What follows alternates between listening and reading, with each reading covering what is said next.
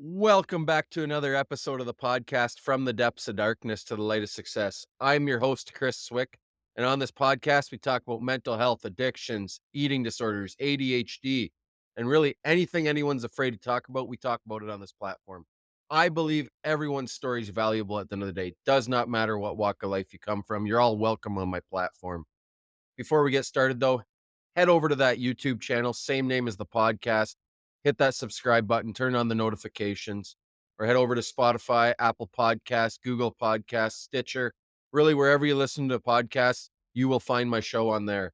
And hit me up over on Instagram if you ever want to reach out and just need someone to chat to. I'm out. My DMs are always open for a good old chat about mental health addictions or just anything you're struggling with. At Depths of Dark Side over on Instagram. But with no further ado, I'd love to introduce you my next guest. I got Mike Dinatale from the Boston area of the USA. You want to take it away and let them know a little bit about yourself? Yeah, absolutely. Thanks, Chris. I appreciate it. And it's interesting you say, too, we could talk about mental health. We can talk about anything on here, and that's good because I have a lot of that. Like you said, I'm Mike Dinatale, 31 years old. I'm from Boston, Massachusetts, and dual diagnosis, bipolar 1 disorder, as well as a vicious drug addiction. Started with opiates, turned into meth, and just my whole life started before the drug.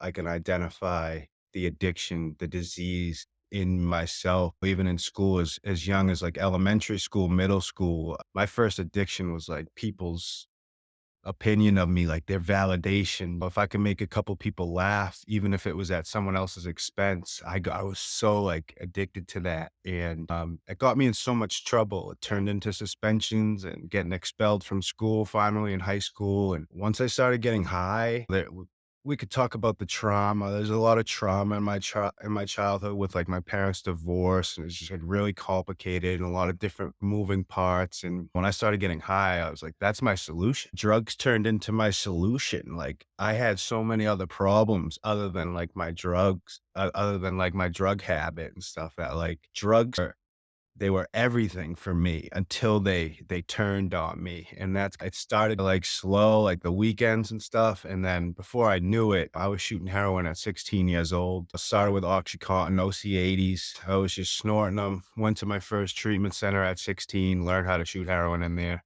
and started getting high, and now, needles are in the picture, and overdoses are happening, and my family sent me down to Florida. That's something that's really common here in the States. People basically just up and leave their hometown, and they go down to South Florida or out in California, and they try to get clean, and for me, I was down there 8.5 years, and it was a nightmare because I was trying to get clean down there. I was all on my own. And I was on my dad's insurance until I was 26 years old. So 21 to 26, I'm just hitting every treatment center I can down there, all these detoxes, just letting Blue Cross Blue Shield take care of me down. And then once that ran out and I turned 27, I was on my own. And I had 23 overdoses. I was homeless in multiple different states. I've been in multiple different hospitals, like hospitalizations for by manic episodes, all kinds of crazy stories. And I'm just qualifying. I'm just kind of letting you know, like, life got real dark. And it was really dark before I found crystal meth. And once I found that, it was like everything got darker. And there's a little crime that came into play. And because it's really anything to get that next one. For me, real like bottom of the barrel, like addict, when I'm not walking in the light and I'm in the darkness, my conscience isn't really there. And I'm just dancing with the devil. And that looks like stealing cars and just doing a lot of like crazy things. And that got me in some trouble. And I'll put it like this. When I left Florida, I was 185 pounds. I'm 270 right now. I was literally like skin and bone. I had blisters on the bottom of my feet, bleeding from the bottom of my feet, like homeless, just I had nothing. And I got on a plane and I came back up to Boston, and my life was just in really awful shape, and all kinds Hep C and all kinds of just the consequences of addiction that they were all over me. And I came back to Boston and it was really messy at first. My family didn't know what to do with me, and I had a meth habit up in Boston now, and it's just life got really dark. But I hit some type of bottom that made me reach out to God. And God is in a huge part of my story, obviously, huge believer. And I know that the whole way through, God has been with me, just holding my hand through it. And I had to grow. I had to learn like the hard way and bang my head up against the wall in a lot of different areas. But kind of made me the man I am today. So when I reached out to God and really surrendered, He started putting different opportunities in my path that I took. And it looked like detox. It looked like going to a holding, which is basically another place that you have a bed. I stayed there for 17 days, and then I got put into a place called North Cottage down a little bit south in Massachusetts. And it was all of a sudden I'm with 100 men, and we're all trying to get clean, and we're all trying to do the right thing. And it's meetings every day, and just getting like camaraderie and fellowship and really the things that get us going when we first hit the rooms and we start getting into the steps and we learn about ourselves and the disease. And when I got around these, I always end up becoming some type of lead wherever I'm at. People come to me and I kind of embrace that. I always have. It's always been something. I'm a big guy. I'm 6'4". I always like hope I have a presence about me. And like I said, I try to embrace it when it comes to the recovery thing because I've been through so much. And at this point, if I can't help someone because of what I've been through, what was the point of it all? I feel like I went through all of the stuff I went through and came out on the other side so I can now help other people who are going through the same stuff I did. And I found my brother died in 2016. Started writing. So that's where that all How started. did But your brother die? so drug overdose, fentanyl. He was And up that's a for thing 11. right now with the fentanyl, like, all Yeah. around. Doesn't matter where you go, the United States, Canada, it's everywhere, Yeah. and that was one of the things, the driving not the only driving force behind myself getting sober too, but it's not even worth it anymore, the things that go into the drugs. There's fentanyl plus tons of other things. It's What's not even cocaine you're getting, it's not even heroin you're getting anymore, it's not even sometimes not even no. meth you're getting anymore. It's So, crazy to see what I see downtown here in the city I live in, and I'm only a city of just under 200,000, but the epidemic is real everywhere. oh, It's yeah. it's very sad to see. It's nice to see some friends that I know in recovery. They are now outreach workers, working the streets and stuff like that. Right. I really highly suggest to anyone listening to go to your local pharmacy, get that naloxone kit. I always carry one in my Yeah. car. There's always one in my knapsack just in case. I never know what I'm gonna walk out to downtown here. Yeah, like I said, I mean, I have 23 overdoses and they all basically come from fentanyl. At the end of the day, heroin went away. Where I'm at, all it is fentanyl. Down south, down in Florida, that's all that is around. That's all you can get. It's And all around anywhere. It's not even yeah, any of those drugs that you exactly. think cocaine, it's not that stuff anymore. That wasn't my thing either, Exactly. fentanyl or whatever. It's Yeah, just so crazy. it really is an epidemic. And it's not only that, a couple of years later, my godfather committed suicide. And that just goes into the mental health of the depression that comes with the darkness. Like in this life, you're either in the darkness or you're walking in the light and you're spiritually sound, you have God in your life, or you just don't. And when you don't and you're walking the other way, especially if you're an addict or if you have mental health problems, things get so dark that it's just, it's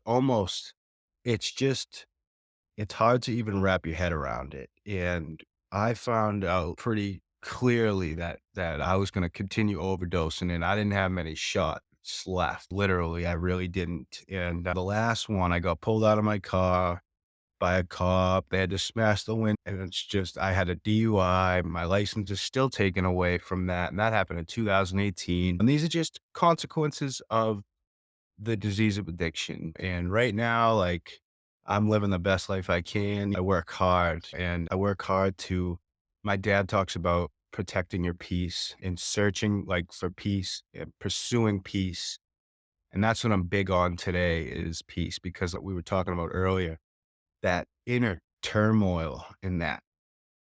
just that nightmare that goes on inside, like I said, like in the darkness, it's just not something that I'm willing to play with anymore. Like I said, like right now, fishing has become my biggest outlet, and that's almost a daily thing. Like my girl, she likes to fish too, and it really brings us together, and it's so peaceful out there. And I could fish for 5, 6 hours, time goes by, and, like, I think about it, and I'm like, "Wow, look at that." I didn't think about getting high once, and that to me is just one more thing. But like, music's huge, but sometimes music doesn't do it for me, and like I was saying when I talked about my brother dying, is that's when I started writing, and, Now, is that obviously, right. the first time you started getting into music was when your brother passed away back in So, 2016, like, or had you been back into in music before then? So, obviously, like, music in general, and my dad was, like, classic rock, played the guitar, and, like, I got into all, like, some I was really well-rounded with music, but growing up, I sang, I was in chorus, like, all through school, and, but never really took it, like, that seriously because it was chorus, so I, like, wanted to be the cool kid, wanted to see what it was all about, I knew I was pretty good at it, but I never really pursued it at all. And then once my brother died, like within 3 days of my brother dying, I wrote my first poem. It was basically all about him, and it was wicked sad. I actually lost it. I don't have it anymore, but now it's evolved. And now I'm writing. Those were just poems, and I was making like a video here and there. But now I'm writing full songs and recording songs and collaborating with different artists. And it's really something special because I have since the very start, I've gone about just I make music for people in recovery. That is that's the music I make. It is for people in recovery who are trying to, you know, 10 toes down, hold on for dear life and just fight. Let's fight. And I want people to hear in my lyrics that you can have hope after, because I talk about the darkness and I talk about how it was, but then I'm talking about God and what he's done for me. And I love to just show people that there is hope. And the last few songs I put out they're geared towards people like directly in recovery. And I'm excited about it, but it's not everything. Like when it first happened, TikTok was like huge for me, and it got out of hand and I had to reel it back in. And I think that's really important for people listening. You can't let social media let you get out of your character and take your whole life away. And that's what happened for me. I was just so consumed by TikTok and social media, what people thought. And I had to get um, rid of TikTok. I focus on yeah, Instagram and that's it. If I have too many things on the go with my ADHD, it gets out of yeah, control and my manic modes go into hyper focus, yep. and then I'm all in on So once.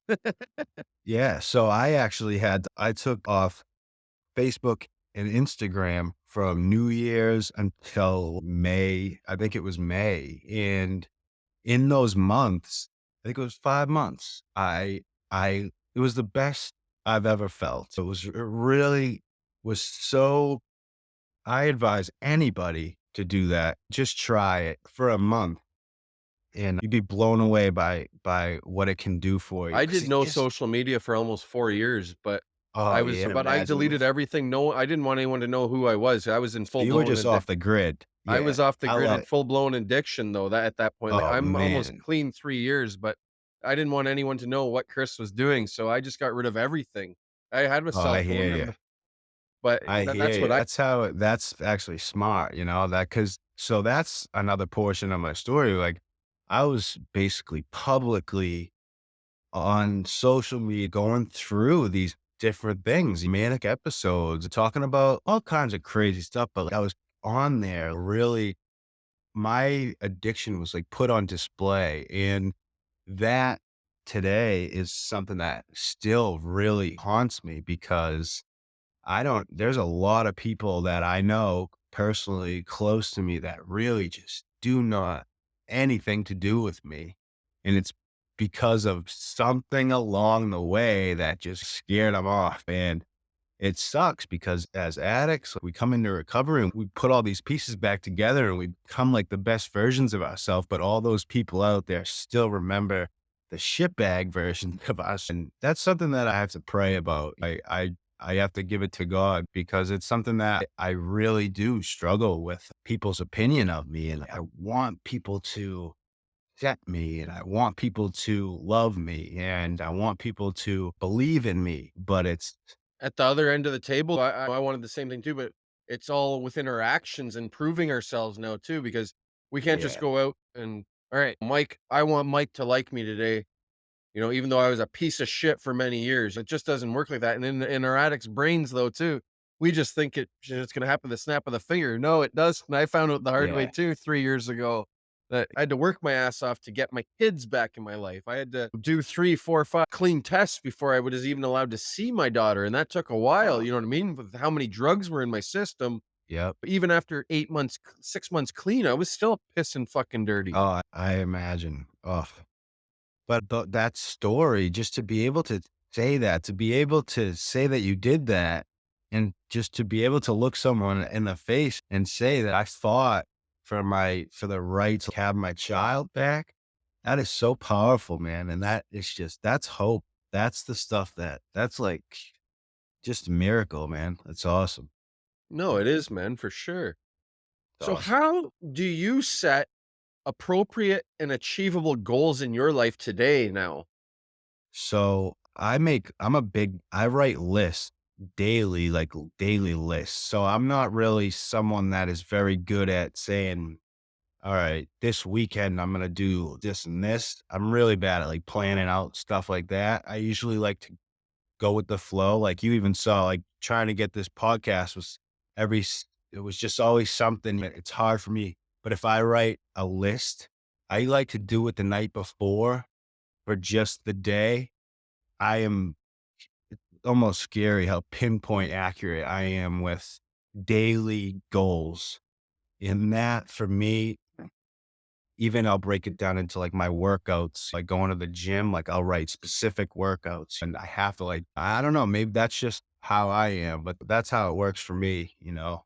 That's definitely how I write lists. That's how I would answer that question because it's such And a that could be the prominent bipolar in you thing. though too, with the hyper focus on things and the Absolutely. manic in a good way, because there's a negative Oh manic yeah. and positive Oh manic, yeah. and I do know that.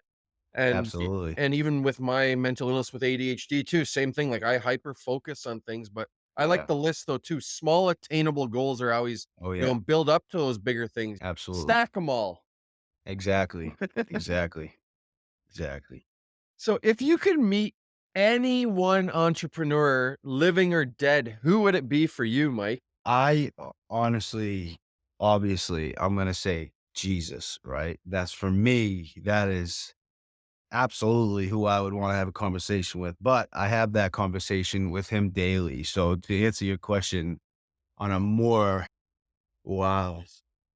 Is there a hip hop artist, someone That's that you a might I want to mean, yeah, obviously, Eminem has was a huge just lyrically, someone that I've always looked at. cool that he's That's in not sobriety too, man. exactly, he's in recovery. One of his albums called The Recovery was just it helped me at a time where I really need but wow, that's such an interesting question, and I would love to so, there's this book right here, Charles Stanley. I don't know if you've ever heard of him. But he is he's a pastor down in Georgia, and he is one of the most devout Christian I'm a Christian, and that's just it is what it is. It's really what I believe. So anybody that I can expand my knowledge and wisdom about God is just someone I would love to sit next to. So I would definitely say him. That's that. Hey, man, everyone has their own person and stuff, and that's Yeah, okay, man. It's absolutely. all, about diversity and inclusivity, if that's even a Absolutely. word, but I made it up today. No, yes, it is, yeah, absolutely. It is a word for sure. And it's just, It's a great question, though. if that's not everyone believes in God, Jesus, or whoever it is, Yep, Allah, whoever it is you believe in. yep, Like I have a higher power, and it's just for the yep, universe and my kids, man. And everyone has their own yeah, higher power. and Now I that think that being that said, and I want to have a discussion just because you are Christian and stuff. Now, you correct me if I'm wrong, man. It's just all about having a conversation because yeah, I don't believe in other people shoving their religion down people's throats. You know what I mean? If absolutely, if, I if don't someone either. says, "Hey, I'm not about that," but I'm open to have a conversation, but Yeah. every day shoving it down your throats. What are your thoughts on that, man? All right. I can actually answer that really. I feel like I could answer that well because, to be honest with you, that's how I grew up. My dad was saved by Christ in 2001 on 9/11. Crazy story. And he went, I'm talking, handed out Bibles, was really like Jesus freak, really. And I was his son. I was around all the time. He had full custody. So I was getting it just shoved down my throat to the point where he was making me read scripture before school. I was in tears. He was making me read Proverbs 1. So I know what that is. I feel like because of that, I'll never do that to somebody. And I'm very good at feeling out someone. So if I see someone doesn't want to talk about it, you know what? Like it says in the Bible, I'm going to dust my feet off. I already planted the seed. I talk about it all day long. I talk about God. So I know that I've talked about it enough. I don't need to go and have this extra conversation every day with someone, especially. That's just not my thing. I'm more like what I found is in my music, people can hear my lyrics and I'm not even telling them they have to do this. I'm just saying this is because all it is, just like there are some people that literally say the group of drunks, right? The group of AA is their higher power and that saved them. And who am I to say that that's not like what is saving them at that time? And I think it's amazing because a lot of the time you bring up Christ and people's feathers are ruffled all of a sudden. And I think that interests me and I love that. But I do not want, I don't want confrontation really over God because I'm always just I'm just a believer, man. And I try to just live my life and try to be around other believers the best I can. But I also know when to differentiate like someone who's in early recovery, who's in AA or who comes into NA or something and they're crawling in their skin. They don't need to hear about Jesus. They don't need to hear about Christ. They need to hear that, listen, man, if you don't get high today and you call me tomorrow, we'll go grab a coffee and I'll show you like a Yeah, couple they need things to here and hear there. They that need they're to in the hear right that. place, man. Exactly. They're here for a reason, man. So there's that for me, for sure. No, I That's appreciate that. That was like an honest chat, man, just because I've lost, yeah, you absolutely. know, I wouldn't say a close friend, and I'm not gonna name names or anything, and I don't even feel they'll listen to the show, but that's okay. But it was he went to recovery. It was a Christian-based recovery, but it's all about Jesus. Like, it's either this way or the highway. Yeah, That nothing else is, and it's just every time you talk to him, yeah, it's Mike, I respect anyone's religion, whatever you guys believe in, you know what I mean? yep, But you don't need to shove it down your throat to the point that it's like, if I say something the wrong way, it's that I'm judging him now, but I'm not though. absolutely, It sounds like you're judging me, you know what I mean? Like, absolutely.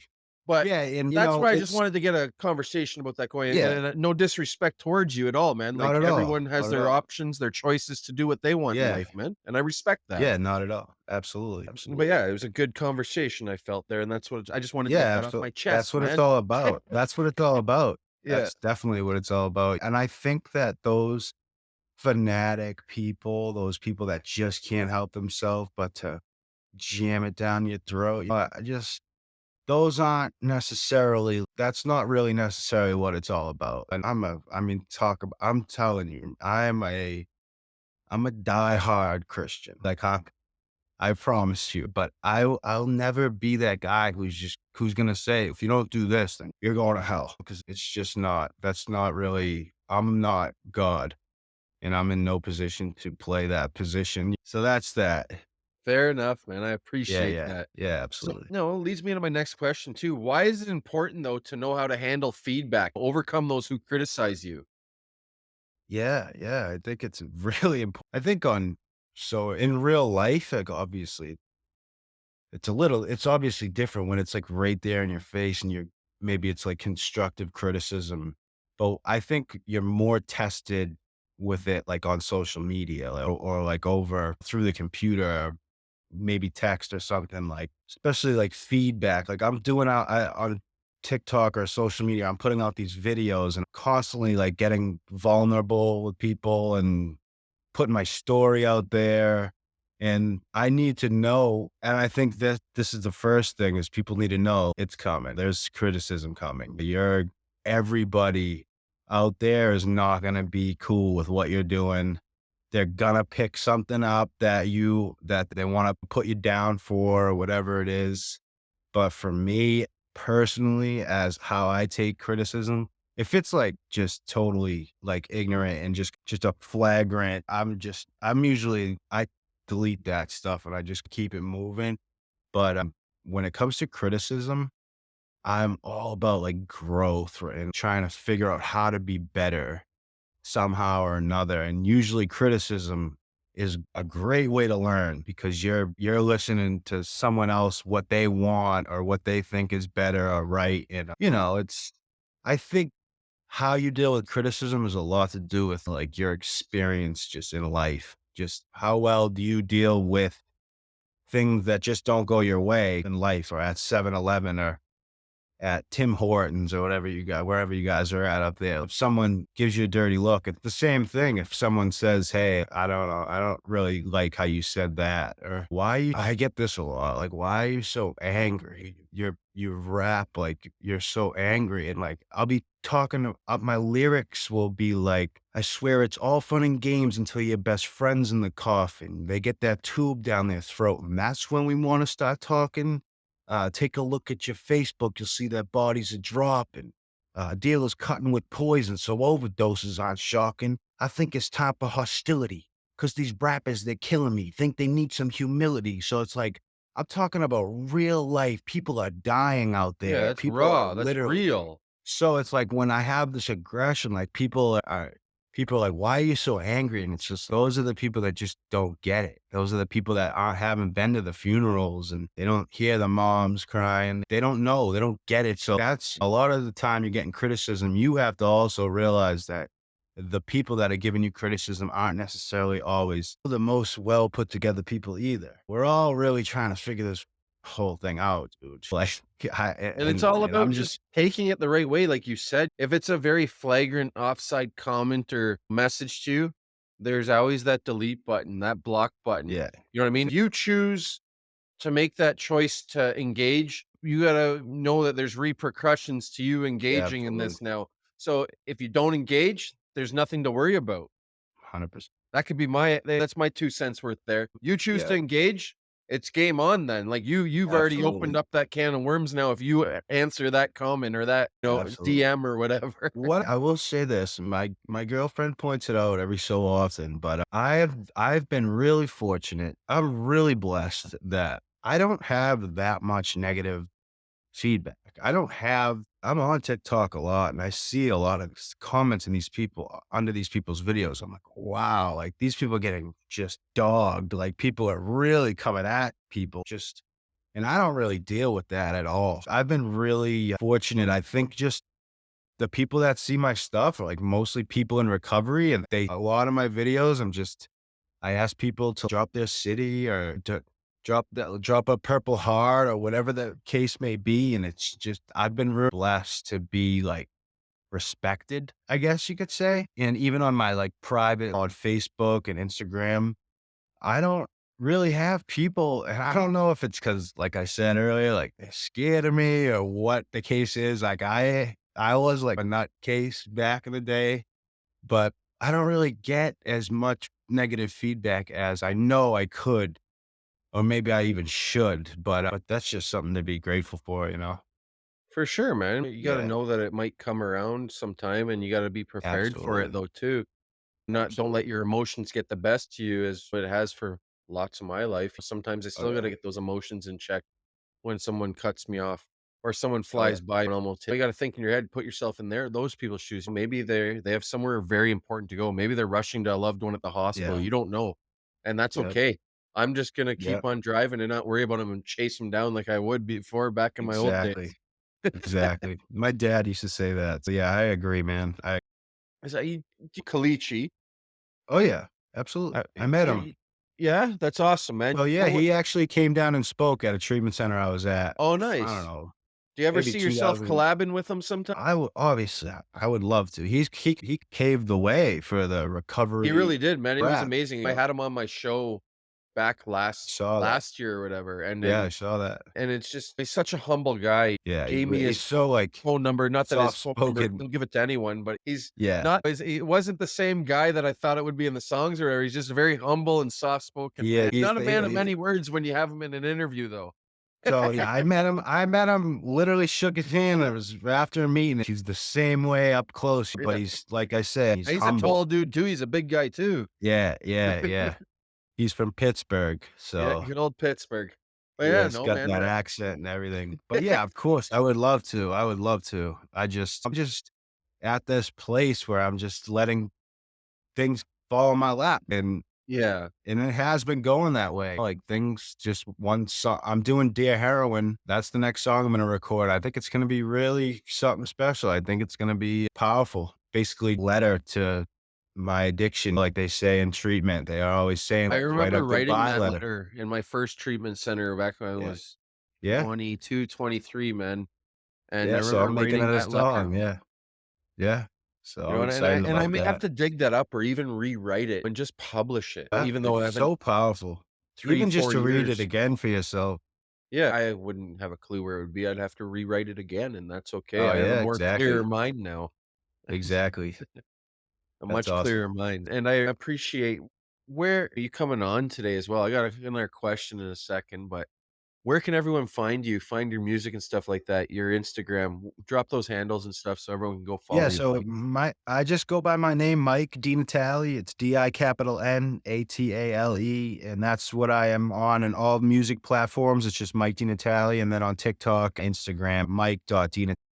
And yeah, And I'll drop yeah, all this in the show notes, everyone, as well, so that's awesome. But like I said, I have fear God, love God, thank God's country, no mercy, hell and back, upon your entrance. All of these songs happened in recovery. So that is where all the hope lies. It's like I didn't do shit in my addiction. I did nothing with my life. I amounted to nothing and it was awful and I should have been dead so many times over. But when I found recovery and I reached out to God and I got around some people that were in recovery and they had God, things started getting really good. And it wasn't quick.